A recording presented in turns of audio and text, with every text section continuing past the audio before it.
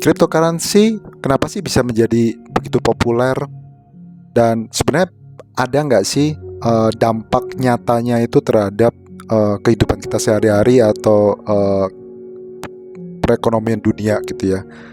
Hey guys, ketemu lagi dengan saya Herman di channel Makin Coin. Perlu diingat bahwa saya bukanlah financial advisor Anda.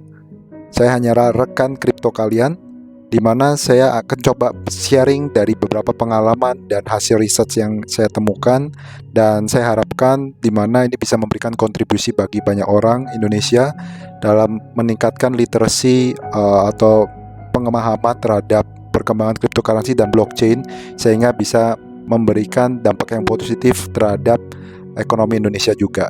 Bagi teman-teman yang merasa channel ini bermanfaat dan tolong dukungannya dengan subscribe channel kita. Saya akan memberikan secara bertahap beberapa seri-seri berikutnya.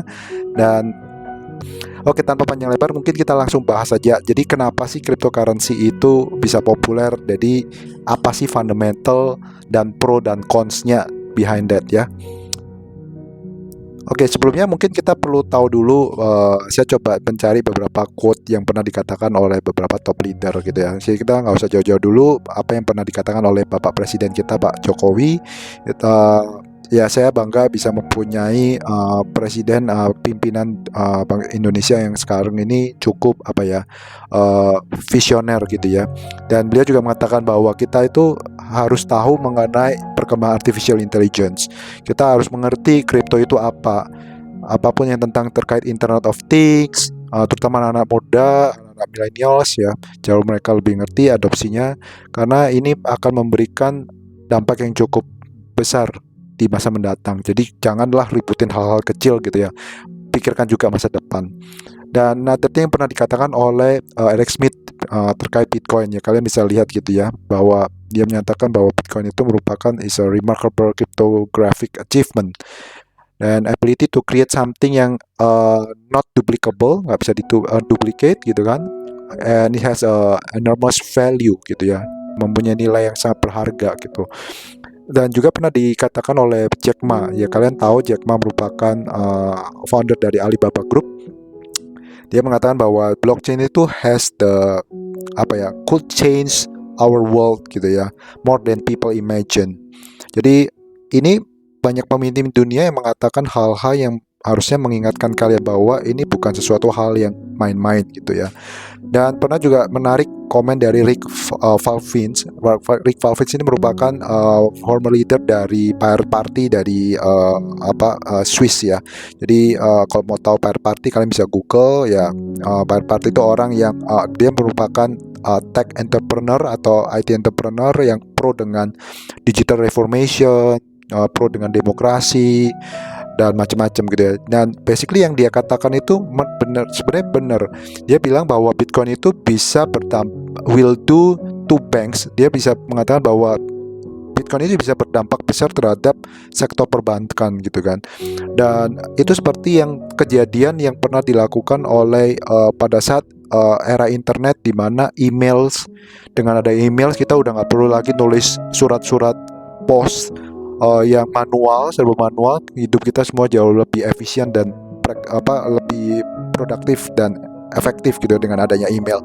Begitu juga dengan kripto ini gitu ya. Jadi semoga dengan adanya ini ya, manajemen di setiap pimpinan di setiap perusahaan maupun di pengusaha-pengusaha tertentu harus mempertimbangkan bagaimana transformasi atau reformasi yang bisa diberikan oleh Bitcoin dan blockchain ini ya terhadap masing-masing sektor.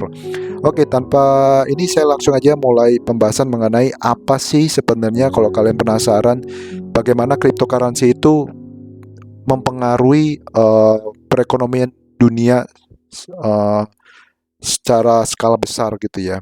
So the impact itu cukup real ya. Kalau saya coba untuk rangkum ya teman-teman. Jadi the impact yang pertama itu apa yang maksud dengan bypass the middleman gitu ya. Bypass the middleman itu intinya ya, setiap kita suatu aktivitas transaksi itu kan selalu ada intermediary, orang tengahnya gitu ya. Itu semuanya bisa di bypass dengan adanya blockchain supaya menjadi supply chain ekosistem itu menjadi lebih efisien. Kalian kebayang, jadi antara misalnya petani nih mau jual ikan nih katakanlah ke kita atau jual sayuran ke kita, itu kan rantainya cukup panjang gitu kan, dan ekonomi yang lama itu tidak efisien karena marginnya katakanlah sayur itu harusnya harganya cuma 2.000, nyampe di kita bisa 15.000, di mana spreadnya antara 15.000 dengan 2.000 berarti ada spread 13.000, itu kan dimakan oleh orang-orang tengah itu gitu ya. Padahal sebenarnya dengan adanya nanti one day kalau sudah ditemukan, di mana sekarang juga udah mulai kejadian gitu kan, kalian lihat online di mana teknologi atau digital itu membantu mereformasi itu, memotong orang-orang tengahnya gitu ya. Sama sebenarnya, mirip dengan blockchain. Kemudian di blockchain dan kripto ini sifatnya adalah sangat low cost atau biayanya sangat bisa mempermurah biaya-biaya menjadi lebih efisien, dan transaksi bisa mempercepat berbagai macam transaksi gitu ya. Salah satu contohnya itu adalah industri remittance. Nanti akan saya bahas beberapa di slide berikutnya. Kemudian new way of crowdfunding, artinya ya itu kan sekarang mulai menjadi tren ya. Kalian bisa ikutan nih berinvestasi bagi orang-orang yang misalkan punya usaha kopi gitu ya atau restoran, dan kalian suka nih dengan konsepnya, kalian bisa ikut partisipasi tanpa harus melewati bursa gitu ya. Kalau zaman dulu kan orang mau invest ya harus lewat bursa, harus lewat saham apa. Kalau ini enggak, namanya crowdfunding. Semua orang memiliki kesempatan yang sama. Dan ini juga bisa mentransform the remittance industry yang tadi saya bilang ya. Transformasinya seperti apa? Ya kecepatannya itu.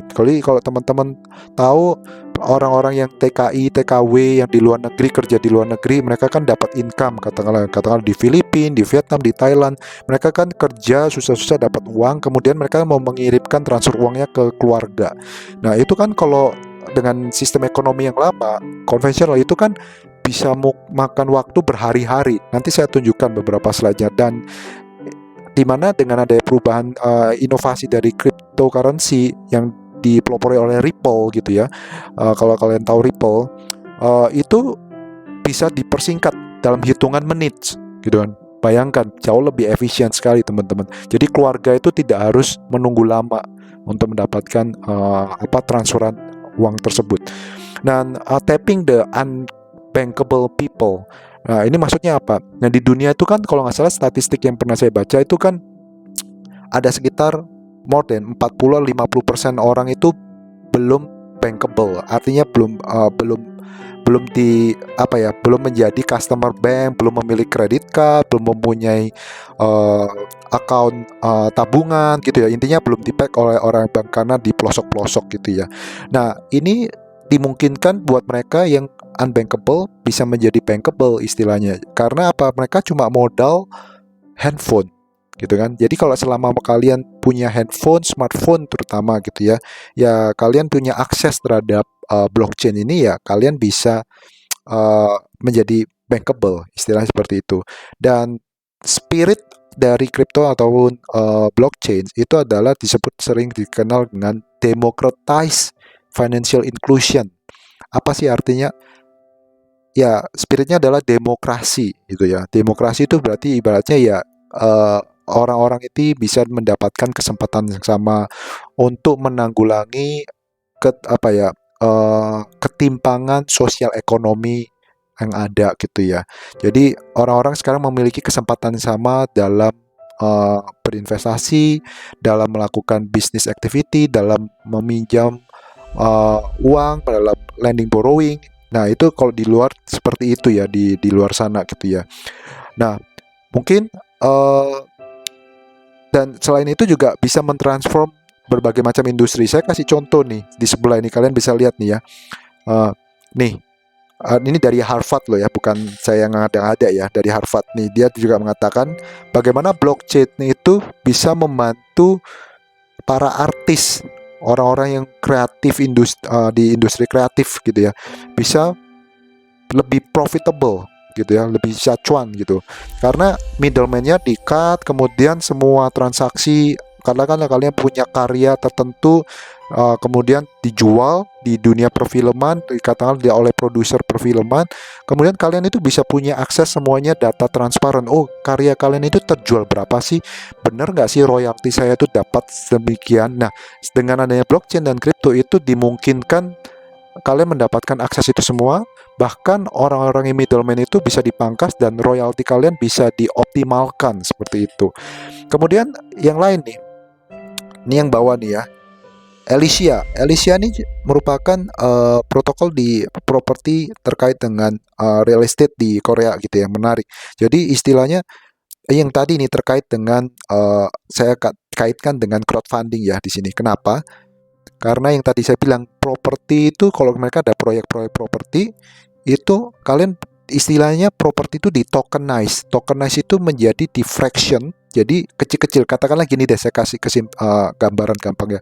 Kalau zaman dulu katakanlah orang mau investasi katakanlah di saham yang bagus banget seperti katakanlah apalah Unilever, Bank BCA, itu kan mahal ya, satu lot itu bisa harga satu lot aja bisa butuh berapa gitu kan, katakanlah modal kalian itu bisa mungkin butuh jutaan gitu ya, katakanlah minimal kalau zaman dulu butuh invest itu 15 juta ke atas, 20 juta ke atas. Nah, dengan tokenize itu kalau kalian pahami nanti next saya akan coba bahas ya. Itu dibikin fraction. Fraction itu artinya sampai desimal kecil gitu ya. Kalian punya uang katakanlah 10.000, 5.000 itu sudah bisa ikutan. Kalau kalian coba lihat di Indodax, lihat di Pintu atau toko kripto yang sudah terdaftar di Bapepti gitu ya, exchange bursa kripto di Indonesia, kalian bisa lihat tuh terhadap beberapa nilai-nilai yang sangat murah-murah, bahkan kalian nggak harus beli minimal satu lot gitu, enggak, kalian bisa beli 0,0000 berapa persen desimal gitu. Jadi kalian semua memiliki kesempatan yang sama gitu ya teman-teman. That's the good things about this gitu. Nah, ini saya coba seperti saya tadi bilang, bagaimana sih kita belajar dari satu use case dulu deh supaya kalian ada gambaran, karena kalau enggak perlu butuh banyak waktu lah yang untuk ini. Tapi untuk mempersingkat waktu saya fokuskan karena remittance ini kan real ya teman-teman, karena kalau mungkin teman-teman yang ada keluarga yang kerja di luar negeri mengirimkan transfer uangnya, jadi kalian bisa tahu nih ini merupakan jadi salah satu solusi. Jadi blockchain itu makanya dibilang kan di sini teman-teman, disrupting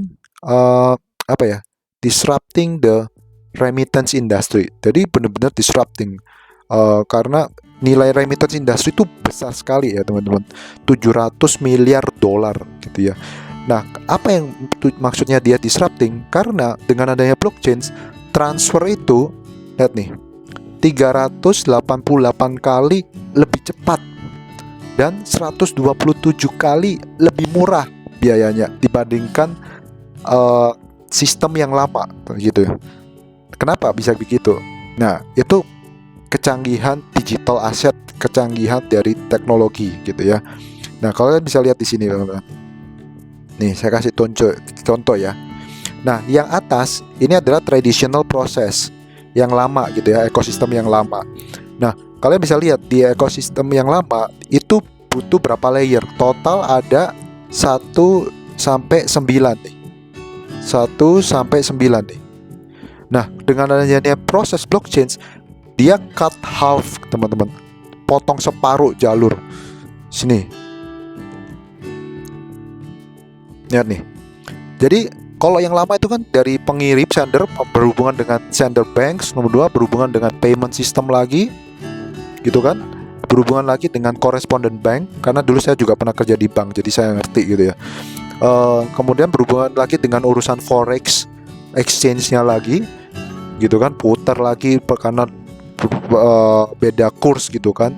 Kemudian ada koresponden bank lagi, ya bolak-balik koresponden bank ya gitu kan. Kemudian ada payment system lagi. Jadi kalian lihat nih, koresponden bank 2 kali, payment system 2 kali, kemudian receiver bank lagi, baru ke orang penerimanya. Nah, kalau di blockchain kalian bisa lihat dari sender dia kirim ke mobile wallet. Walletnya itu yang tadi saya bilang kayak email ya teman-teman. Wallet itu kayak ya dompet kalian di blockchain gitu ya. Dari dompet wallet ini kalian masuk ke protokol blockchain, which is katakanlah Ripple yang paling gampang gitu ya. Kemudian dari blockchain sini mereka tinggal kirim ke another wallet di handphone lagi, nyampe udah, dan sudah langsung nyampe ke keluarga kalian, gitu kan. Nah, kalau kalian mau tahu hitungan perbedaan berapa lamanya, nah bentar, ini ya, sorry. Dan kalian bisa lihat nih di sini nih. Jadi kalau kalian tahu perusahaan-perusahaan besar yang terkait dengan remittance itu kan yang top leader itu ada Western Union, ini kan. Kemudian ada MoneyGram gitu ya, yang kalian mungkin sudah familiar. Itu butuh transaksi, lihat nih berapa lama, rata-rata 3 sampai 5 hari. Kan lama banget teman-teman. Ini kalau yang kiri sini ini jumlah seconds ya, 432.000 detik. Nah itu kalau kalian hitung ya kurang lebih 5 hari. Bandingkan dengan yang ini teman-teman.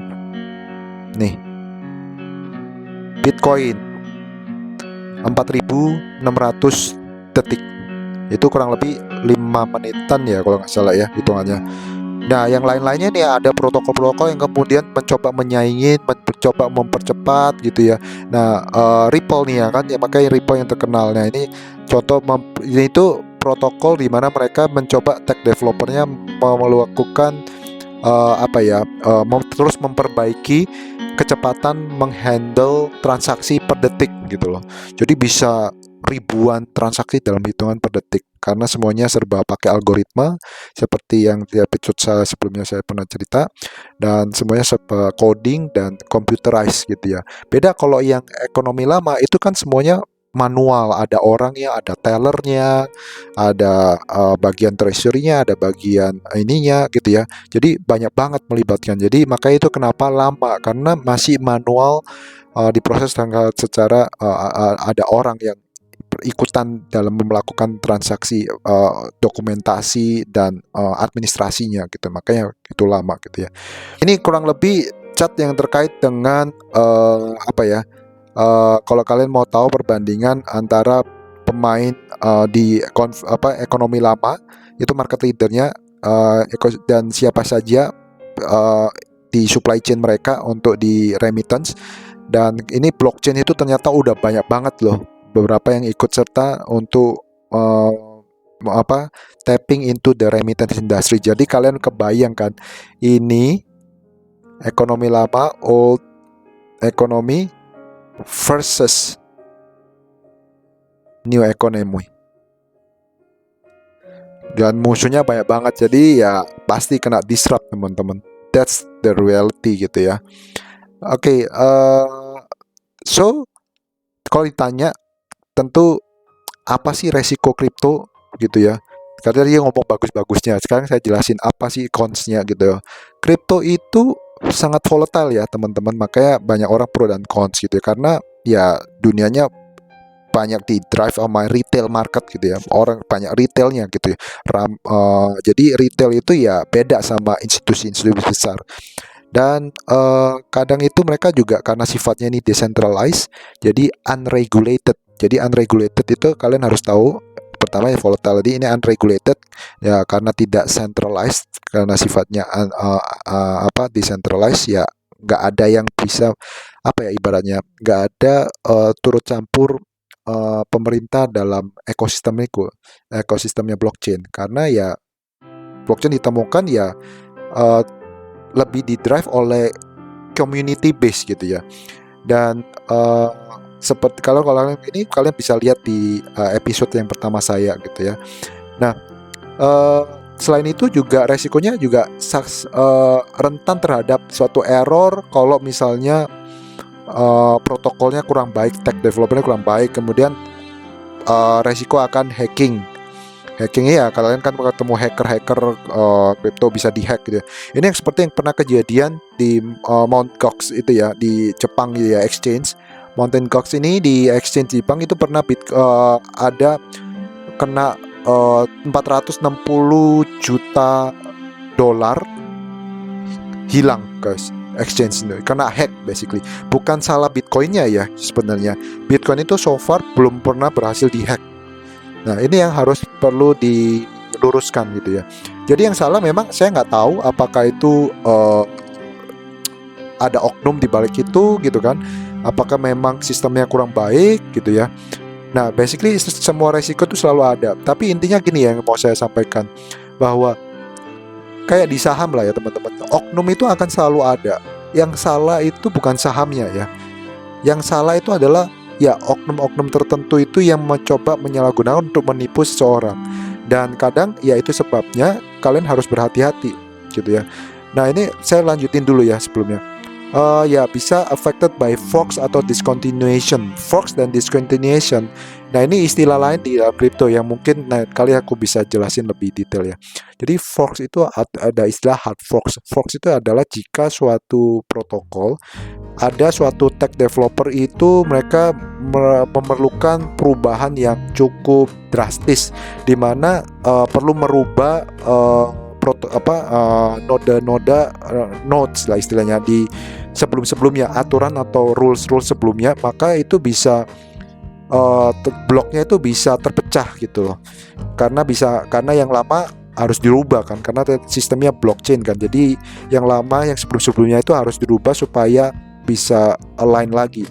Nah, itu bisa terpecah menjadi dua ekosistem kalau misalnya ada komunitas itu tidak satu suara. Dan itu yang menyebabkan kalau misalnya nggak solid ya itu bisa discontinue gitu kan. Nah, makanya kalian harus ikutin perkembangan kripto di setiap protokol itu. Kalian bisa lewat join ke komunitas-komunitas grup mereka, di chatting yang mereka ada di Telegram, di Twitter, itu kalian harus ikutin. Nah, the risk ya, ini kadang high risk speculative product. Beberapa ada produk-produk yang mereka tawarkan itu bisa menawarkan yield yang tiba-tiba tinggi sekali. Dan kalian ya harus tahu apakah benar use case-nya sesuai enggak, atau ini hanya main-main ya. Itu selalu ada resiko sendiri-sendiri gitu ya teman-teman.